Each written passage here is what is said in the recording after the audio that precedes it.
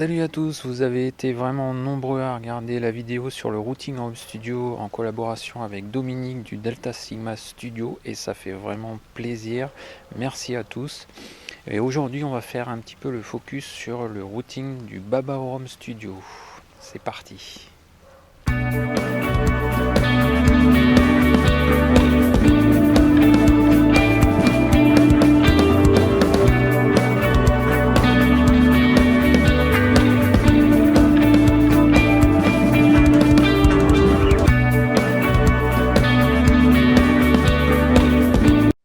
Un émetteur sans fil pour un jack guitare et sur la droite un cordon XLR pour une entrée micro. Ici nous avons une sortie casque sur une des 4 sorties de la discrète, ce qui permet vraiment d'enregistrer un groupe complet finalement. C'est très intéressant d'avoir 4 sorties casque. Et à l'arrière du rack donc, nous avons les deux embases bleues XLR sont les entrées 3 et 4 de la carte. Donc nous avons sur le devant deux entrées instruments mic line et sur l'arrière nous avons deux entrées mic line.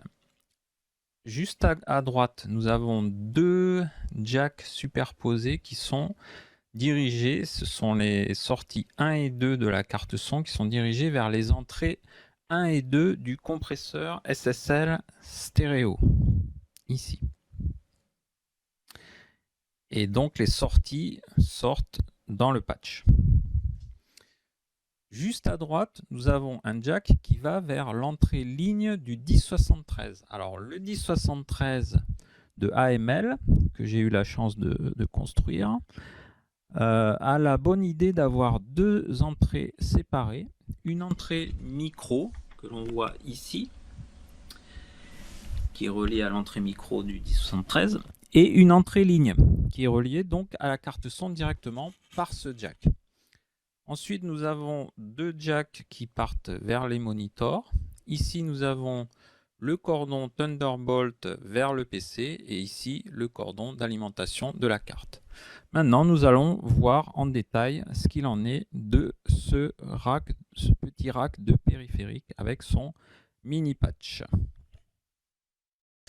Bon, alors pour vous présenter le routing par rapport au rack, donc ici on a un patch pour l'instant de 8, mais je vais le changer pour un patch de 16 XLR.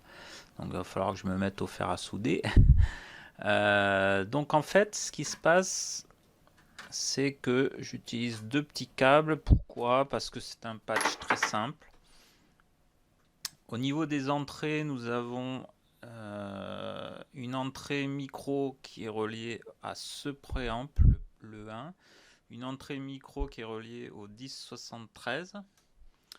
Nous avons au niveau sortie, donc la sortie du 1073 qui est ici. La sortie de ce préampli 1 est ici, Midnight. Ici, nous avons donc le compresseur stéréo SSL, donc avec ces deux sorties ici. Et ici, donc, ces deux XLR servent pour aller dans les entrées 3 et 4 de ma carte son. Donc c'est très simple. Là, bon, c'est l'interrupteur général de tout le rack. Donc en fait, c'est hyper simple. C'est si je veux, par exemple, la sortie de ce préample Midnight numéro 1 vers ma carte son, je n'ai qu'à relier cette sortie à une des deux entrées de préampli de ma carte son. Si je veux la sortie du 1073 pour l'enregistrer, je n'ai qu'à relier la sortie du 1073 à une des deux entrées ici.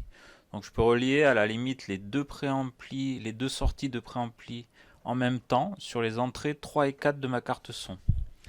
Et autre choix, je peux relier les sorties du compresseur SSL, les deux, aux deux entrées de ma carte son 3 et 4. Sachant que les entrées 1 et 2 de ma carte son sont dédiées à une guitare d'un côté et une prise XLR pour micro de l'autre côté. Voilà, donc c'est très très simple, mais ça risque d'évoluer parce que le rack va évoluer avec d'autres périphériques qui vont arriver. J'espère par exemple avoir bientôt un Voice Channel Strip de la marque Midnight aussi. C'est-à-dire que c'est le même préamp que cette tranche, mais avec un compresseur de notre ami Dominique Spagnolo qui fait vraiment des périphériques de qualité en analogique, donc c'est vraiment super. Et puis après, je pense évoluer vers un châssis de format 500, donc sur 3 unités. Là, ça va être un peu plus long pour le remplir parce que les unités au format 500 sont plutôt chères et peut-être que je m'en fabriquerai une ou deux, mais je pense que j'achèterai des modules déjà fabriqués. Voilà pour le rack analogique du studio Baba Orum Studio.